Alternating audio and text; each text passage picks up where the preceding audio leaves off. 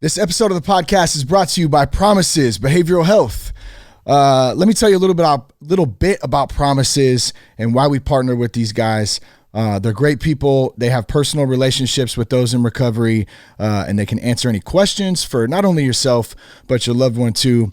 I know if you're like me, there's a lot of things going on right now, crazy in the world, some stress, anxiety, a lot of people relapsing, going back to drinking, all sorts of crazy stuff going on right now. And sometimes we just need to reach out for help. I know that was one of the hardest things for me to do, but once I did it, man, it felt like the world was lifted off of my shoulders. I just want to encourage you guys. You guys can do it too. Promises is a solid resource if you need some professional help that you can reach out to. Let me remind you of this too. You're not alone. That's one of the biggest things the enemy, alcohol, drugs does. It isolates us and makes us feel like we're not alone. I just want to tell you, you're not alone if you're struggling right now. So let me tell you a little bit about how you can get in contact with Promises. You can go to promisesbehavioralhealth.com/soberguy. They got a great webpage there they've created for our partnership. There's some photos of our family on there, just representing that families in recovery can recover and live thriving lifestyles after past of addiction. Or you can just call 888-205, the good old fashioned way, right? Pick up the old telephone, give them a ring, 888-205-1890. Tell them that you heard about them from that Sober Guy podcast. Let me give you that one more time, promisesbehavioralhealth.com/soberguy. Or just call 888-205-1890. Shout out to Promises. Love you guys. Thank you for partnering with us and providing a great resource. All right. I wanted to read one quick message that we got that I thought was cool and wanted to just share with you guys. I appreciate you guys reaching out. I get all kinds of messages and emails and social media messaging on there. So I appreciate it. I love hearing about how you guys are doing out there, how you guys are staying sober, what you guys are doing in your recovery. Just wanted to share one of those today. And then we're going to get to our guest today, Ed Latimore, who I'm super pumped to talk to today. But this message comes from Kevin from Philly. And Kevin says, hey, I just realized I got the Philly hat on today too. So we'll rock that for Kevin. I've been sober 103 days now. Love your podcast. Started listening to the newer ones, but today went back to the earliest one I could find, which was back in episode 16, man. That's from October 30th, 2014. That's cool. I should probably go back and revisit some of those old school ones too. That might be fun. But it was great, and I've had to laugh about the red light ticket story. You put some things in perspective. Anyway, love your work. You're making a difference. Thanks. So Kevin, man, thanks for reaching out. Thanks for sharing that. I appreciate, just like I said, hearing from you guys. I hope all's going well. 103 days. Keep rocking it, man. Whether we have one day or 103, 1,000 days, we're all just one moment away, man, from destruction if we don't stay plugged in. So keep a good community around you. Stay safe. Man, I'm super excited to talk to Ed today. So let's get this show on the road. That Sober Guy podcast contains adult content, merciless truth, and emotional nudity. Listener discretion is advised. I'm Shane Raymer. You're listening to That Sober Guy podcast, and we help people stay sober. It's good to be with you today. If this is your first time tuning in, welcome. Glad you're here. Man, this podcast, this platform, man, has served as such a good bridge for people to get a little info and help lead them on their own way. So I just want to encourage you guys, use the resources, listen to our guests. Man, hope you guys get something out of today. I know you will. Today's guest is Ed Latimore, and Ed's a former professional heavyweight boxer, a competitive chess player, which I love right there, man. I love some chess too. We ain't playing checkers no more. We're playing chess, as E40 likes to say. He's a veteran of the U.S. Army National Guard, and he holds a BA in physics from Duquesne University. You can holler at Ed Latimore on Instagram and Twitter, and you can learn more about Ed at edlatimore.com. Let me get you off of mute there, Ed. What's going on, man? How are you today? And thank you for coming on the podcast. It's really an honor and a pleasure to sit with you today, bro. Hey, man, thank you for having me. I really like hearing that message at the beginning about the guy with his 103 days sobriety, man. Every day counts, and that makes a big difference. It makes it easier to keep going, too. Yeah, absolutely, man. We just learned you and I kind of have roughly the same time, about 6-7 years in there, through our own journeys of recovery and sobriety. And real quick too, I got to give a shout out to my buddy David Ratchford, who I just realized this a couple of years ago. He actually tried to connect you and I don't know if it was on Twitter or somewhere, and I think we may have even exchanged a message or two, and we never ended up hooking up and doing a podcast, but here we are today. So just a little love to David, man. He's a solid dude from Santa Barbara. Okay, yeah, that's awesome, man. Yeah, you may remember David. So that guy knows everybody, man. He's all over the place doing some cool things. So, so what's up with you, man? You're out in Pittsburgh, Pennsylvania. You formerly professional heavyweight boxer, man. Had your own struggles with addiction. You're living a good life today. We're going to get into all of that. Maybe for those of our listeners out there who may not be familiar with you or some of your story, give us a quick little intro, man, about yourself, about what you've been through, and then we can dive a little bit deeper into some of your story. Yeah, so real quick intro about everything that I guess I'm kind of known for and why people even care to hear what I have to say about certain things is at the age of 28. Yeah, I guess I'm 35 now. So the age of 28, I said that was going to be it. I put down a bottle, and I did that simultaneously with enlisting in the Army and starting school. My professional career had just started. I had been an amateur for years before that, but my professional boxing career had just started. And I suppose that the path I took really showed the power of what's possible when you get your life together, man, because I felt like the train maybe looked like it was on the tracks a little bit. I mean, I think anyone who knew me knew that it was all about to fall off the rails. Yeah. But when you get to see, like, I look back, even how Facebook has the memories and stuff. Every now and then someone will post a picture. Well, not someone will post a picture. I posted the picture, and now I get the memories of, like, how I took pride in being, like, just an absolute kind of mess. But what ended up happening is I put together a great professional career. Once I stopped drinking, I was able to go back to school. I graduated with my degree at the age of 33. So anybody who thinks it's too late, you can go back and take care of business. Finished out my Army career with the National Guard with an honorable discharge after I did 4 years. You're normally supposed to do 6, but got out with an honorable, though. So there's that. And been putting together some great resources on my website, writing about, there's the typical kind of self-improvement stuff that I think everyone should read, but a lot of my website, a lot of my articles are devoted to addiction and sobriety, forgiveness, things of that nature that I think are really important. So much so that I had to create an entire category just separate to put those writings, because they mean that much to me. And I think that everyone, I'm really fortunate that my website has turned into this beacon for people to see these, read my story, read what I figured out.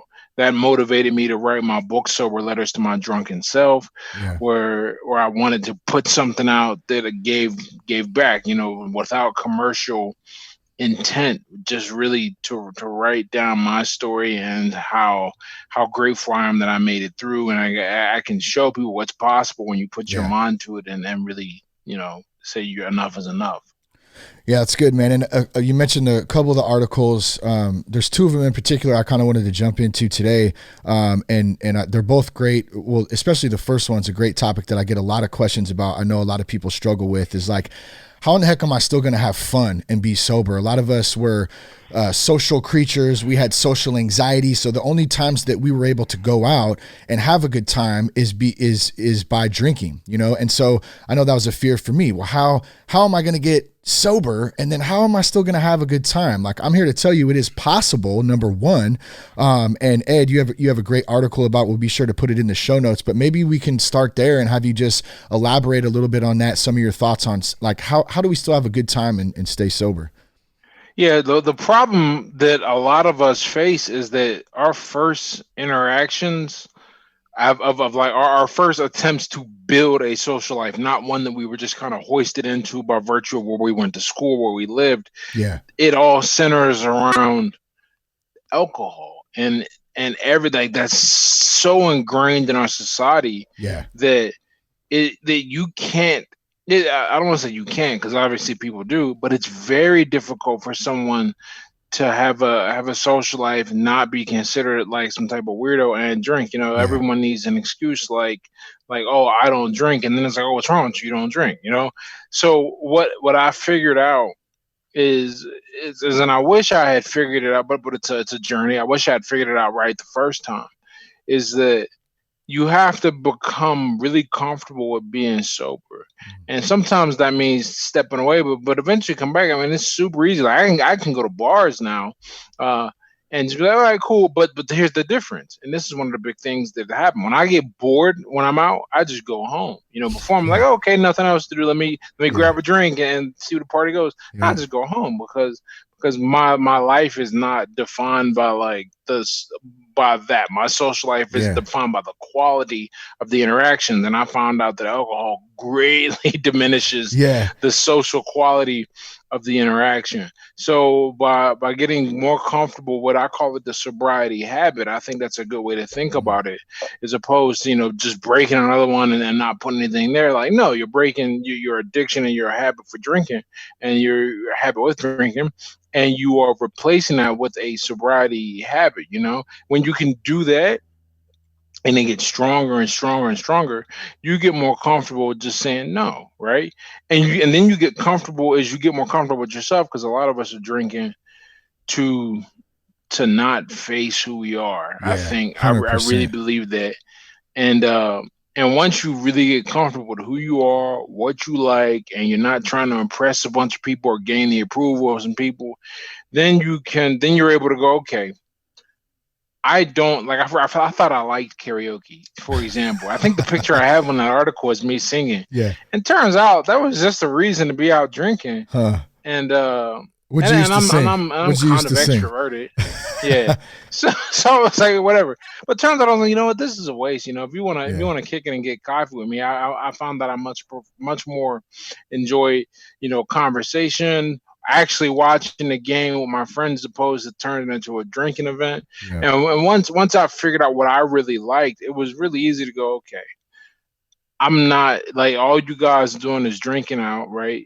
Going to chase women, drink. Well, I can do that sober, right? I don't need to do any of that. It that comfort, you have to build it. And I Yeah. think when I talk to anybody who wants to get sober, I say, that social change is a big deal, and you will make it a lot easier if you just rip the band-aid off at the beginning, but then let yourself heal and get a little stronger, get a little more comfortable, figure out your boundaries, figure out who you are.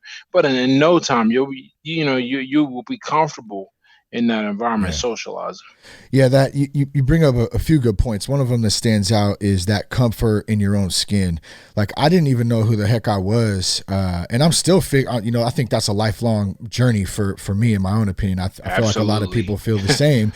Like, we're constantly growing, we're constantly learning, we're trying to figure out, like, how do we kind of navigate this weird life sometimes, whether we're sober or whatever we're doing. But I didn't know who the heck I was until till I put down that substance that was numbing me to reality, to Right. myself, to my past. Like, you hit it right on the head. Like, a lot of us, we've been through things as kids, man. We've had trauma. We got, terrible situations, or even just financial, whatever the heck it is. Like, we just want to numb out to that. And I still get those cravings sometimes now. I'm like, dang, it'd just be so nice just to numb out and not feel right now. I Ex- know that's the you bad know what's thing, funny? What's funny about that? Like that never goes away. I think Yeah. that's just part of the human condition. The dysfunction that we end up dealing with is that our choice of escape comes with so many other negative consequences. Yeah. I was just thinking about this. I always have a cup of coffee with me, right? The difference is after 5 cups of coffee, I'm not acting a fool and I can't drive or be impaired. So what I've done is I took one bad habit Yeah. and replaced it with something else. And then now I'm trying to learn moderation, but that's the problem with the booze. And then it becomes self-serving. Like, I remember Yeah. when I moved out to LA, for like 2 years. I was out there really by surprise, but it was a great opportunity. It was related to boxing, but I didn't know anyone. and I was like, oh, I feel lonely. What makes me happy? And I mistakenly associated drinking with happiness because I always drank around my friends. Yeah. And I was happy with my friends. So I drank. I mean, I drank a lot in LA, a lot, and by myself too, which is crazy. Yeah. Which, they always say, oh, it's not, you're not an alcoholic if you don't drink by yourself. And then when you drink by yourself, it's like, oh, as long as it's not before 5 p.m., it's okay. Yeah, it keeps And then going. before 5 p.m., and it's like, as long as you ain't got to go to work, you keep finding ways to justify it. But a lot of it comes down to, we don't, we get used to using alcohol to augment or numb an emotional situation, and so we fall completely out of touch with our emotions. And now, once you put the bottle, you gotta learn to deal with that stuff, man. That's hard, but it is a necessary part of the journey. What are some of the things that you do, man, just personally? I mean, you kind of mentioned even just sitting down, having a cup of coffee, having a good conversation, maybe playing chess or something. What are some of the things that you do to have fun and you're still able to do sober? Right. So what's great is that once my mind got away from seeking approval and got more on being comfortable regardless of who was on my page or not. I stopped trying to fit in other people's books. I was like, once you either like the book or put it down. I got to really go for things that I enjoy. Like I like my activities going out, not during COVID time. I'm a big fan of the symphony, of orchestra, of opera, musical, things like that. I love going to a museum, and the museum is cheap. A lot of places the museums are free. Yeah, just walk around and check out the art and things like that. Walking in the park, getting ice cream. Love meeting up with my friends for a cup of coffee just to see what's going on. Play some chess with them.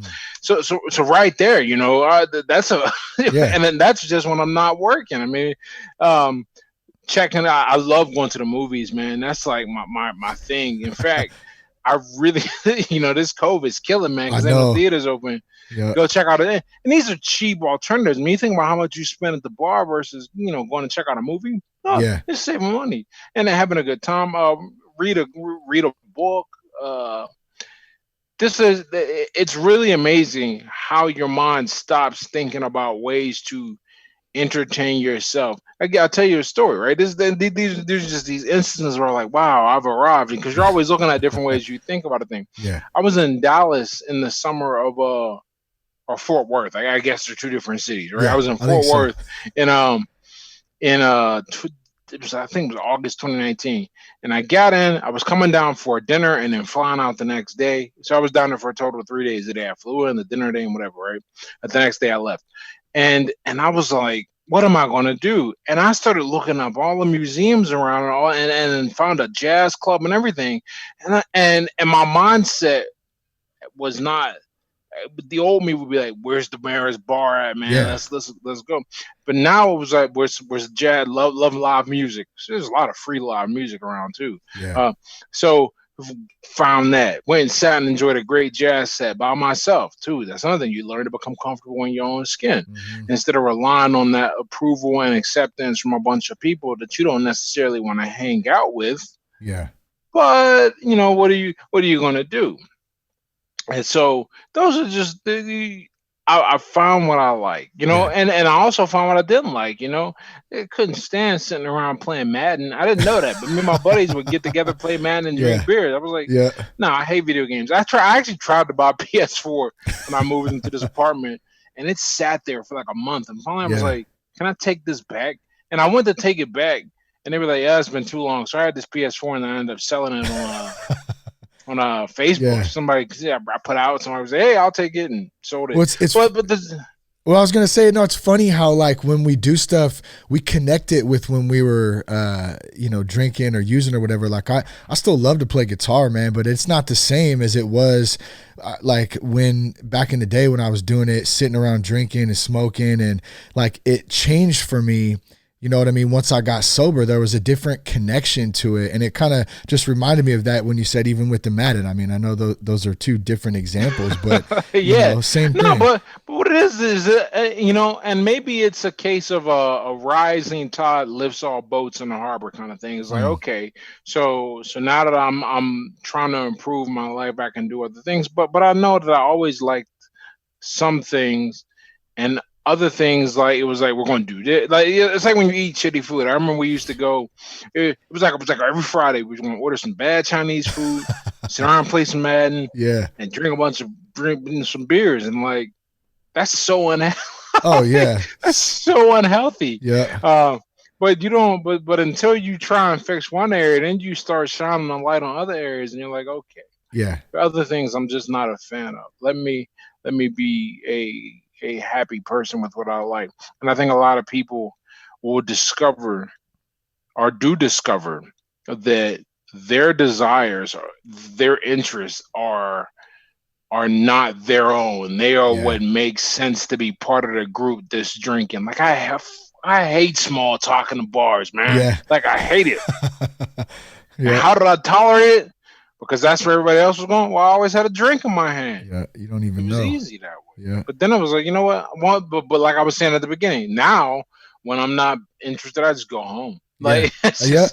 just go home and don't try and force anything. Just bounce. Well, you start getting to a point too, like let's say we're at a wedding or something, right? And you're there, you're having a good time, family member, whatever, friends, and it gets to a certain point where everybody drinking, they get to that point, and it's like, hey, how you doing? You're like, man, I could just be at home right now, just kicking it, like I'm good. You know what I mean? You don't feel like you have to partake and can continue on that night. Of just what ends up being, a debacle most of the time. And then you feel like Right. dog shit the next morning. And it's just this constant, cycle. We don't have to do that when we're sober, man. That's the beautiful thing. That is one of the best parts. Like I still think about it. Like Yeah. every day, you just think about it.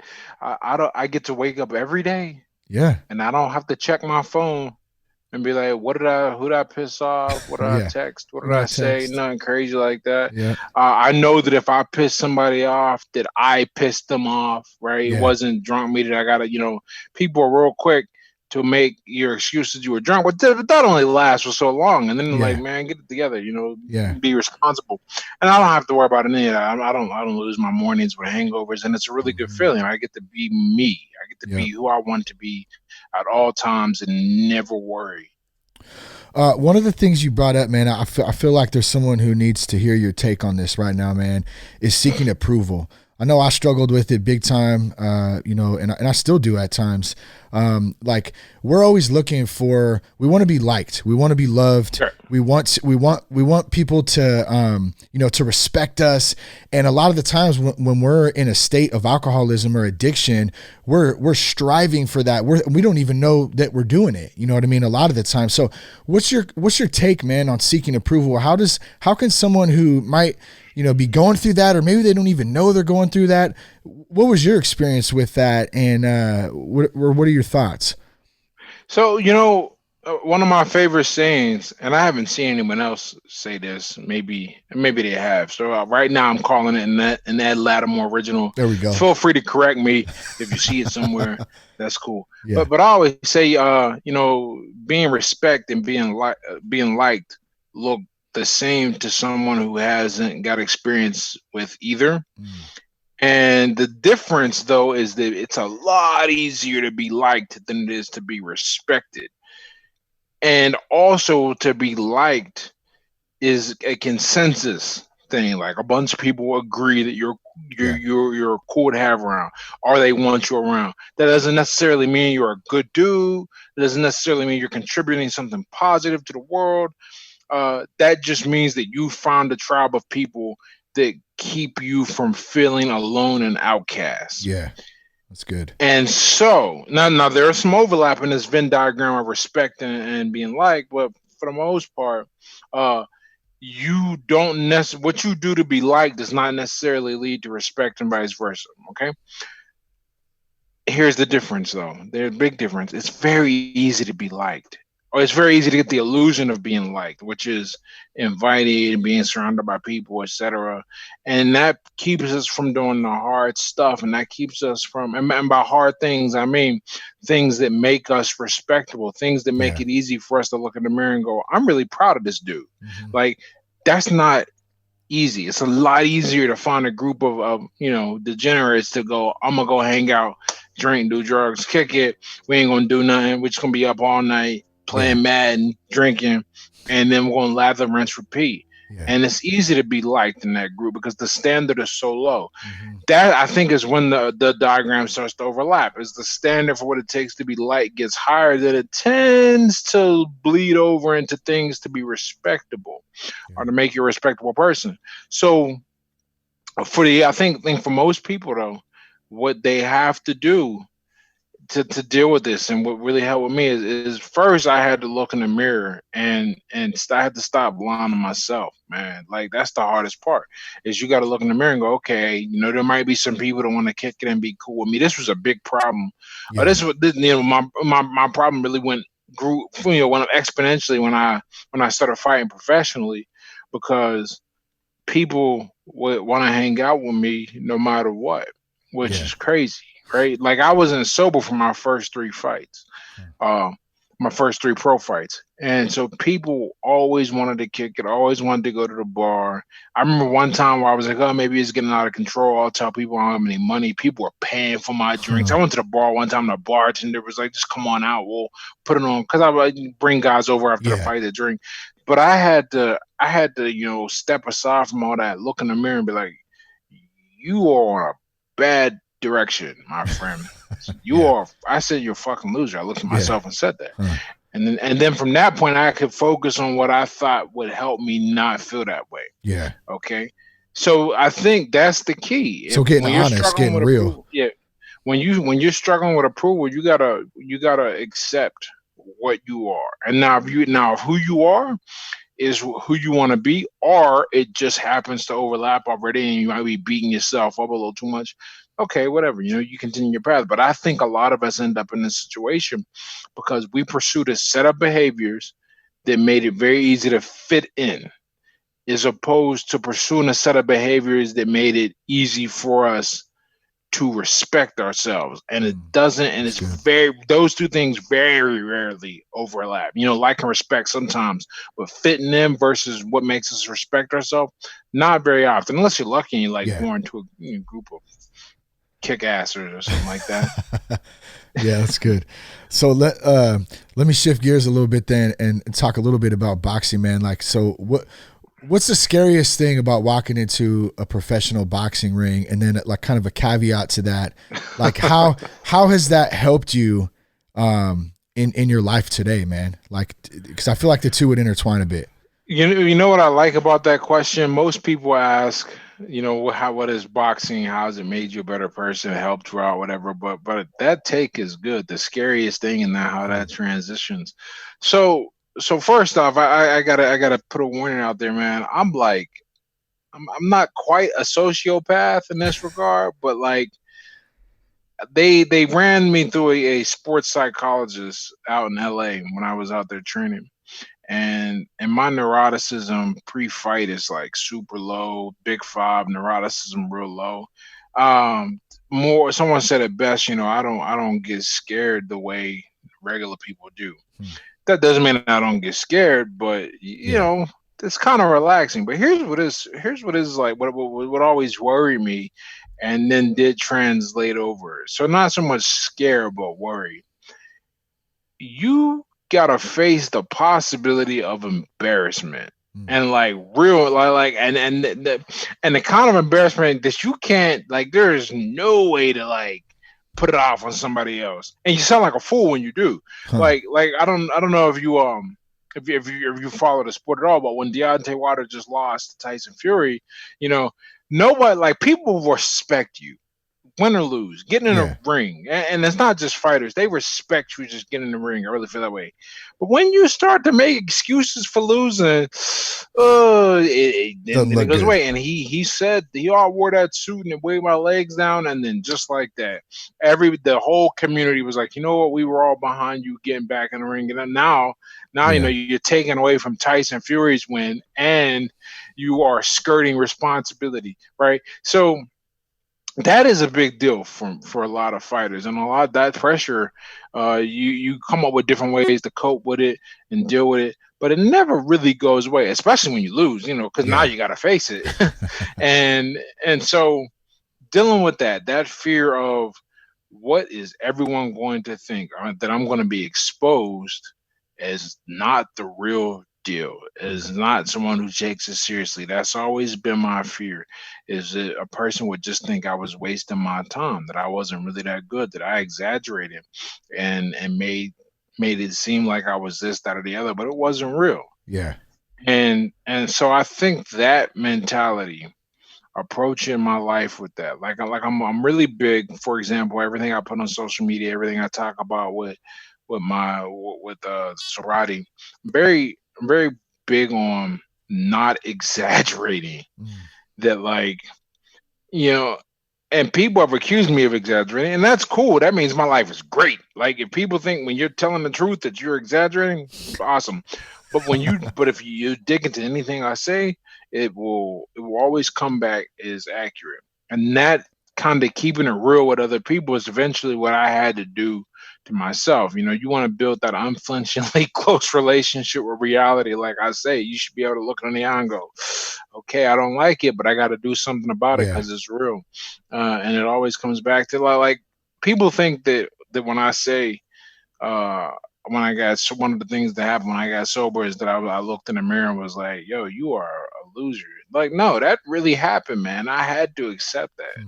I had to face that fear because I didn't want to get exposed. I didn't want to, you know, imagine if my life looked exactly the same, but right after we get off this podcast, I go down a few 40s or oldie or something like that.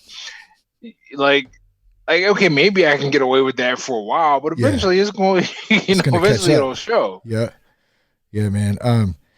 What does so we talk a lot about mental health, obviously on a show like this, of course, and you know, at the same time, also like to bring in some elements of physical health too, because they go hand in hand. So like, what does that look like for you in your sobriety, just in normal, just trying to live a healthy lifestyle too? Like, what's you got a certain workout routine that you do? What do you enjoy to do? How does that work out for you?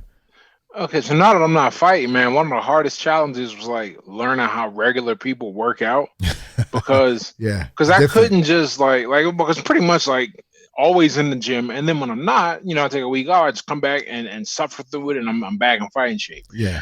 Okay, that's not really how that's not sustainable. So what I've learned is the power of everyday something. Like, it's that was hard for me, because before someone told me what to do. Yeah. Now I got to make myself, you know, get up, go run, go to the gym. But I'm getting, but now I think I have it down. I haven't been in the ring now in a fight 20, wow, in like 4 years. That's crazy. I didn't realize it was that long. But it was hard to make that shift. But now that I have it, I mean, now I know I'm much better with my diet. That was a problem. Clean up the diet, clean up the working out, clean up the sleep. Yeah, sleep is stress huge. management. All this goes hand in hand. So I'm never like relying on willpower. Or I try not to ever put myself in a position to rely on willpower. And the best way to do that is to make sure your system is working optimally. You're getting enough sleep, you're eating the right food, you're getting the right amount of exercise. You want to always feel good. You want to always look good. You want to build yourself into something that you respect. It's really big. Well, that self-respect is so huge to me. I think it keeps coming up because I think once what I've realized talking to a lot of people who struggle with alcohol or drugs is a lot of it comes down to like what they feel about themselves. Now why their self-esteem and self-respect is so low is a completely different conversation, and for a lot of reasons it's a lot of a lot of things that happened to them that when they were younger, something like that. I always say a lot of times when you're seeing an addict, you're seeing a victim, you're seeing the result Mhm. of trauma. But once you realize that you don't think highly of yourself and you want to make sure you think highly of your vessel, the body, your mind, your emotions, you put a lot of effort into maintaining that. And that in and of itself is like, wow, Yeah. this man, like this is going to keep me from relapsing, and it's going to make me more likely to want to maintain what I've got, the gangs, the life, the recognition, etc., the Yeah. respect. The respect. Yeah. Do you miss boxing, bro? Oh hell no. Dude, hey, That's good. what's funny? Yeah. What's really funny about that question, man. No, most people don't ask me that. What instead they ask is, why'd you quit, right? Yeah. Either way, both questions, but for different reasons, uh, show like, the sport is hard, Yeah. right? But all sports are hard. Here's the difference. At the level I competed in boxing, if I competed at that level in any of the other big sports, football, baseball, hockey, whatever, probably, I don't know if I'd be a millionaire, but I'd be able to go, it's worth it. Mm. I'd be able. You'd ask Yeah. me that, my mom might go, I miss the money, right? Yeah. Man, there is no money in this sport. It is a Huh. hard effing game. It's a hard Yeah. game, and the ROI is non-existent. You do it because you don't have a lot of people anyhow do it because they don't have anything else to do. Mm. It's like that's why a lot of boxers are former um, football players, and a lot of boxers have done time too because the rest of our sports, and at least in the United States, you got to go to college. Yeah. So if Yeah. you don't have that opportunity for one reason or another, well, how are you going to play a sport? What sport are you going to be into if you weren't a super standout? You go touch the boxing ring, man, and then it's very honest. Boxing is a very honest sport. You cannot lie to yourself in boxing Mm. because you will Yeah. be exposed real quick. There's a lot of a lot of respect and camaraderie there. But I don't miss it. I got everything I could out of it. It changed my life fundamentally in every single way. I don't, and I'll say this: even though I drank for all of my amateur career and the first part of my boxing career, if I didn't have the pressure of a developing professional career, maybe I don't make the decision to put the bottle down. I had Mm. four That's good. big reasons that helped me. That I thought about. It was I had just enrolled. I had just enlisted in the military, and now I was under the jurisdiction of the United States Code of Military Justice, along with civilian justice. I had just enrolled in school. I was going back to school. I had just met the girl who I'm still with now, and I was like, I don't want to mess that up. Yeah. And my boxing career. It's four things. I just looked at how I felt terribly, and I felt bad. I made a fool of myself. I was like, you know what? I gotta stop this before something bad happens and something dangerous happens. So I think without that fourth pillar, maybe I go, okay, let's ride this out and see. Like, no, man, Yeah. but boxing, it helps me and changed me in so many ways, and probably gave me a lot of the discipline and grit to Yeah. get through it. Yeah. It's funny how, man, a lot of the times in our lives, like we go through stuff, we can't see why God puts us through those things at that time. But later on down the road, if we hang in there and we keep fighting and we keep showing up every day, that comes back to us. And we go, man, that's why I went through that. That's why I used to Absolutely. sand drywall for 8 hours a day, 5, 6 days a week, just sweating my ass off, wondering, God, like, how the hell did I get here? Like, there's got to be more. Like, that's why I went through that stuff, man. That's a really good point. And then at one point, God changes us too. And maybe what we were once passionate about, or what we thought we were so passionate about, man, it really doesn't mean what it meant to us at that one point in our life, because we've moved on to this different journey, man. We're still moving forward. Exactly. You can look at the exact same event, but 5 years apart with different experiences in between, and get something totally different from it. Yeah. I think if you view the events in your life with like there are some things I call them watershed moments that, like, okay, there's not really any way to look at it. It just made a big difference, but there are sometimes where you're like, at this point I felt this way, but this Yeah. point I feel this way about it now. And one of my biggest examples of this is the sobriety. You know, when I did it, I mean, in fact, let me tell you one of the way I hacked my way sobriety. I said, okay, I'll give myself permission to drink if I accomplish one of three things: Huh. if I win a world title, if I publish a book, or if I graduate. Yeah. Okay. And then 2 years in, I was like, I don't really think I want to do this anymore. I don't think I want to drink. Even though at that point I had self-published. I actually hadn't before for almost 4 years. But I do remember thinking I don't really have a desire to go back. And then 4 years and 2 years later, I'm going. I go and actually some guy reached out to me on Twitter and was like, have you got your chip yet? I was like, nah, I didn't get my chip, man. He was like, I want to see you get your chip, man. I'll be coming through the area if you want to go to a meeting.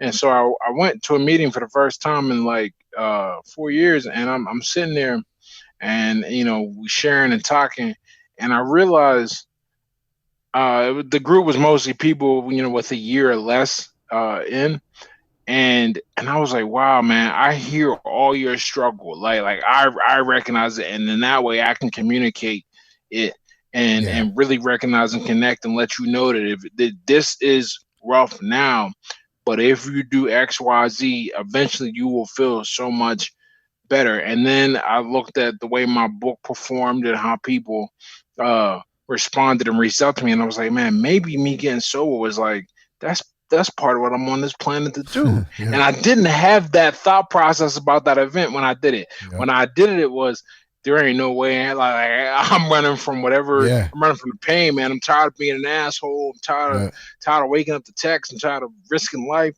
and limb.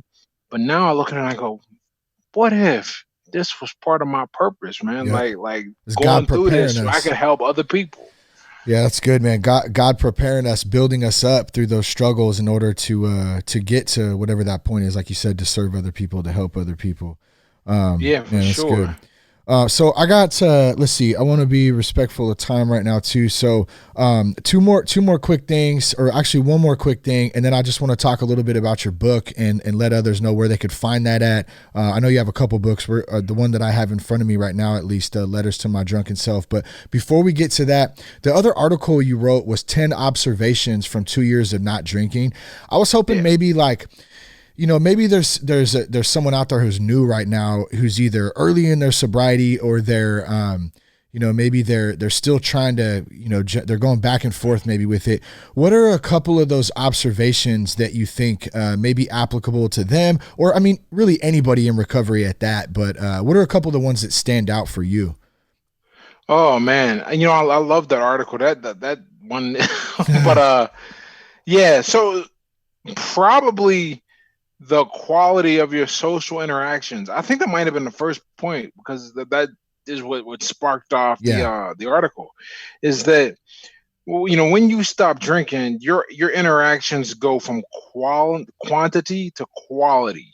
Like you're no longer allowed, like because people aren't wasting your time going, let's get together for drinks. And everyone has this experience who drinks, and then they don't think about it until they get sober. How much effing time you waste. Oh man. Yeah. With people going, let's get together for drinks. And it ain't never about you. Like it's about having somebody else to drink with. Mm-hmm. And so it's let's get together for drinks. And I had people try to like manipulate me, like, oh, I got a bottle of wine, you want to come hang out? And I was like, and I remember when it stopped working, I wasn't sober yet, but I was like, this motherfucker really just tried to like put some cheese in a trap. I thought I was a mouse. Yeah. Like it's the kind of thing you start thinking about. But once that's off the table, it forces people to connect with you. That's the biggest thing. Good, man. If you're like you either be lonely and then you don't really last in sobriety, I find, when you're lonely, or you will learn to actually have a relationship with people and connect with people and really learn to have communication. And it's absolutely beautiful, because then you can really build relationships. That's the biggest observation. And I think that's why that's the first one. Also, and this is scary, but you're going to be forced to encounter your emotions. You're going to be forced to learn to celebrate and deal with loss, because you're no longer relying on the alcohol to I mean, what does alcohol do? It makes it hard for you. It makes it hard for you to recognize emotions in others, and also calibrate your emotional state to that. Okay, well, that's why people do it to celebrate, or they do it when things are going wrong. Yeah, once that's out the window, you're forced to kind of learn to live and be a human. The analogy I give in the article is it's like taking the sunglasses off and the light. You got to look at the light now. You got to figure out how to use your own apparatus to deal with it. And what about this one? When you stop getting drunk, you realize that most people can't stop drinking. Man, it's the truth. It is, man. Yeah, it is. It's very. Here's the thing, right? We have such a negative connotation around the idea of an alcoholic, right? And whether it's deserved or not is a completely different discussion. But most people, when they think about an alcoholic, they imagine this person that is always, drunk and every day, all day, drinking on work, on lunch breaks, drinking before they go to bed. Like they imagine a heavy consumption often. And a lot of times that is the case. But also, if you can't do a thing without alcohol, then you realize, that's also an alcoholic. And that's a lot of people. That was me in the early stages. It was like, why am I going to go to this party? Is there alcohol or girls? Okay, no. Never mind. It was my friend get together. Started choosing family gatherings based on that. Is there going to be booze there? Okay, maybe I can't stay. Remember, leaving places when the booze is all out. It's a real deal. But most people are like this. But it's not just you. It's just the society is a great enabler, because there is so much that we don't question, that if you have a bad relationship with alcohol to the point where it's deteriorating your life, you ain't gonna realize it, because society everyone's behaving that way. One of the things I talk about in my book is that, and I don't hold this against any of my friends, because I recognize what it is, and but the first time I thought I might have an issue, I went to one of my friends and I said, I'm thinking about checking out an AA meeting. And he said, are you sure? That's like forever, dude. Like, are you okay? I'm like, and so I'm like, maybe he's right. Maybe I don't, whatever, right? You talk yourself out of it. But that reminds me of one of my favorite sayings, man. Alcohol is the only drug where people think you have a problem if you don't do it. That's funny. And man. So like, if you once you peep game on that, you get a lot of control back in your life, because you realize how many people don't have it. And I think my last, like, because now you got me thinking about this article. I'm like, I forgot, man. I really like this article.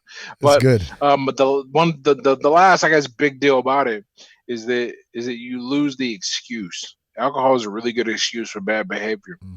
You're forced to behave, and you can't. And a lot of times, you don't even realize that your behavior was shitty, because it's calibrated to a bunch of other people who are like this constantly. It's glorified in the media and in entertainment.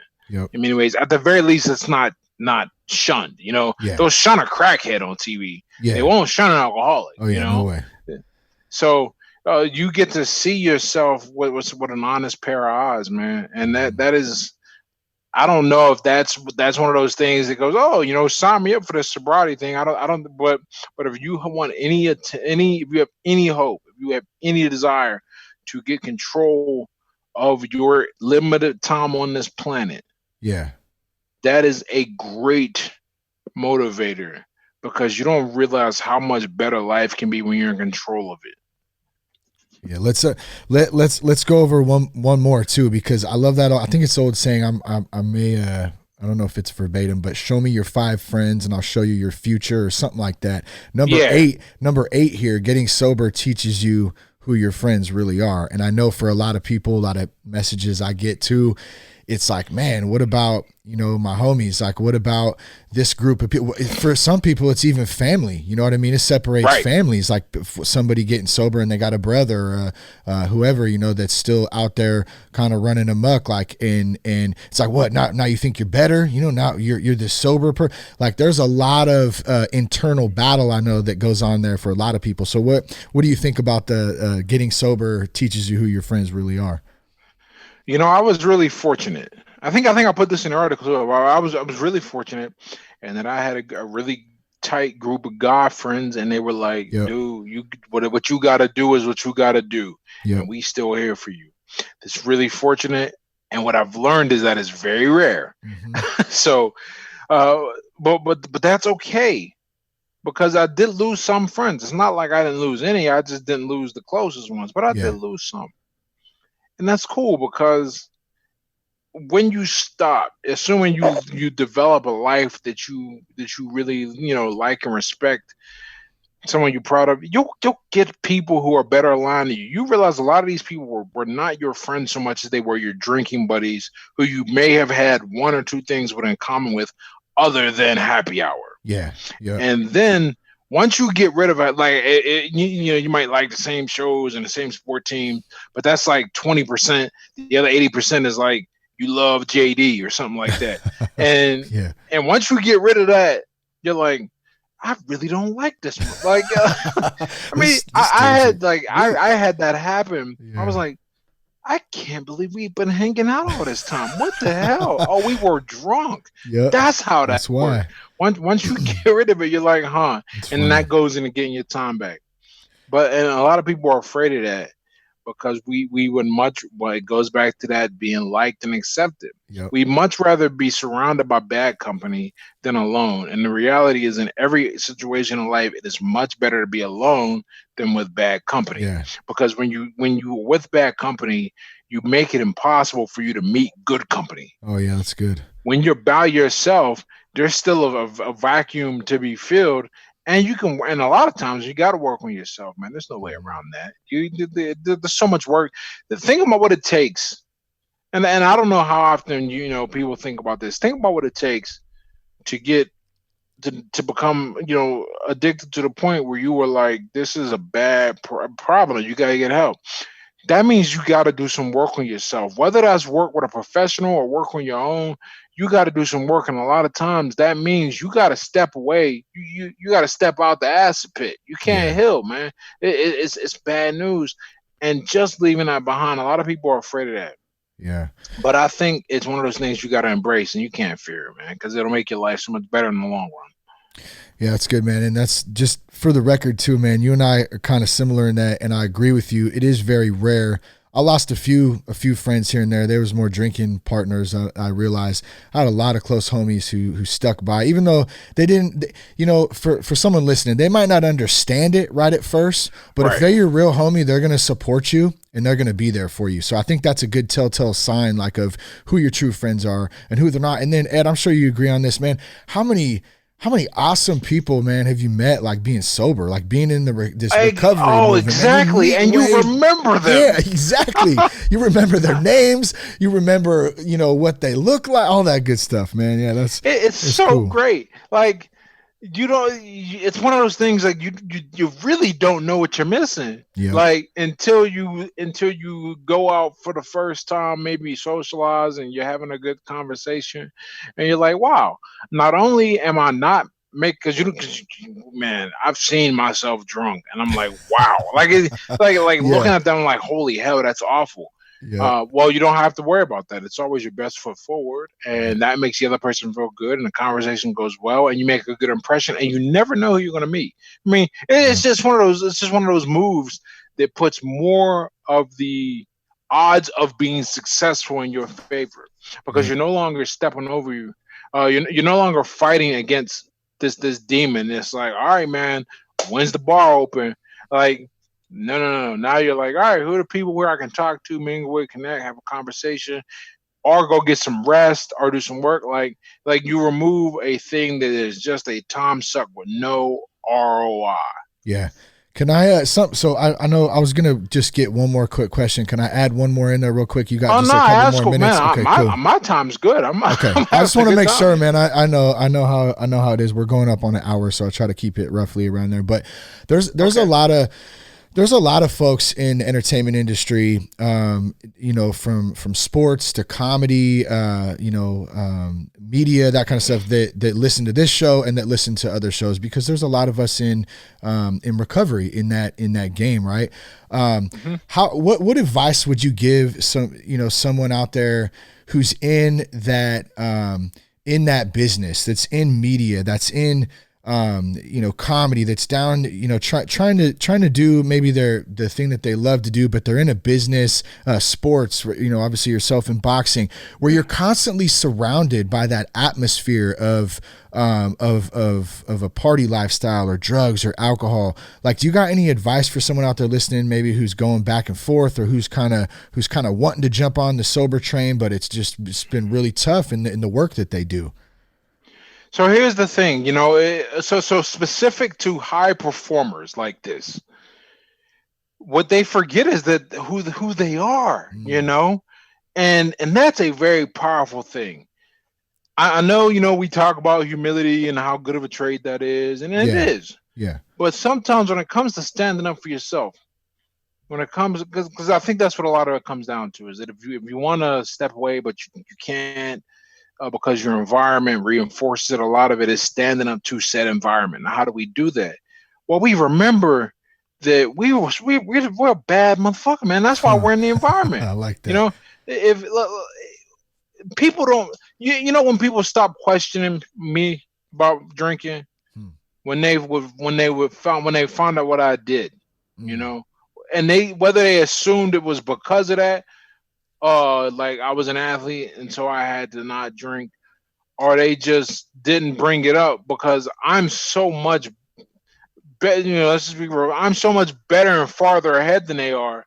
Yeah. Then no one's gonna know. So these are tricks, ultimately at the end you just go, I don't drink, that's it, right? Yeah.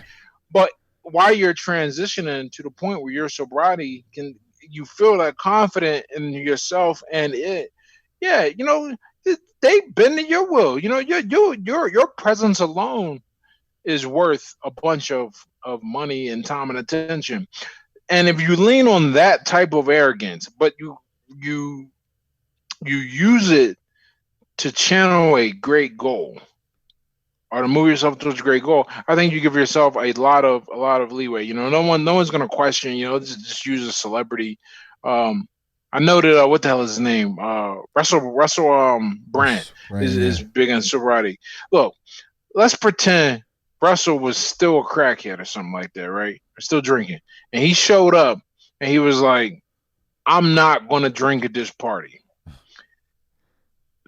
People might be confused, but who's really going to be like, "Man, you a piece of, you sell out, we don't forget you." Like, no, you bounce out of his presence. Yeah. And I think that's how people have to start seeing themselves, because a lot of times it ain't everybody. Mm-hmm. Now, if you're surrounded by a bunch of equally, people at your level and they want you to do that and you want to leave and go home instead of going hard, I think that's a little more difficult. But you have to remember, you're still you. You can find a bunch of other people who look up to you, who find your life inspiring and draw all types of just, whether it be value or motivation from you. And you remember that. You want to find every little hack, every little thing you can to reinforce your decision, whether it be because you feel like you're better than people, or you feel like there's people watching you who you don't want to let down and you want to remember that. Yeah. Whatever you need to help reinforce your decisions, that's where you got to go. And that's what you got to do. And I think when you have a built-in kind of celebrity platform, you can work that and use it. Hell, I use it. I mean, at the beginning, I used it. I don't need to use it anymore. Yeah. But it all works. It all works towards your event, towards your goal. All right, last question for you, man. Someone out there struggling right now, man. Maybe they're just they're going through it, man. What advice would you have for them?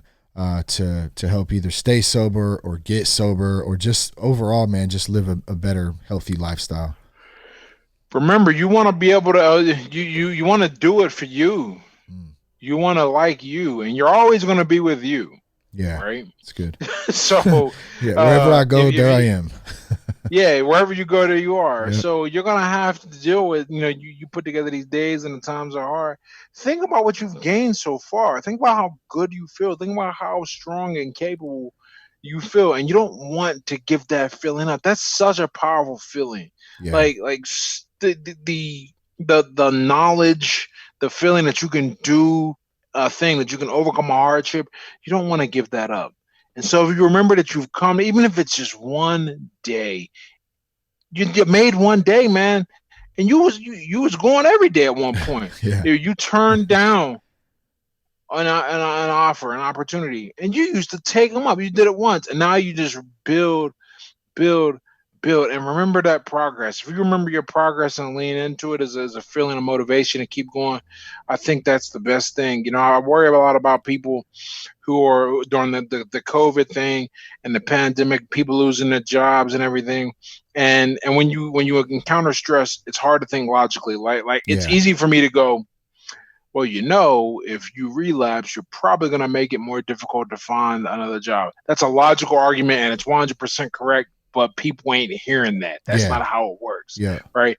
Much better to think about how you feel, how you felt before, and what you've come to stand for. When you got over that, this is a temporary thing beyond your control. You took care of something in your control. You don't want to give up control of what you do. You don't want to give up control of yourself because something outside of your environment, outside of your influence is going haywire. So remember that. Yeah, that's good, man. Thanks, bro. Good stuff right there. So if folks want to reach out to you, they want to find more about your book, where they can do that. I'll be sure to put all this that we've talked about today in the show notes, but anywhere in particular you'd like them to go to, social media, anything like that, Ed?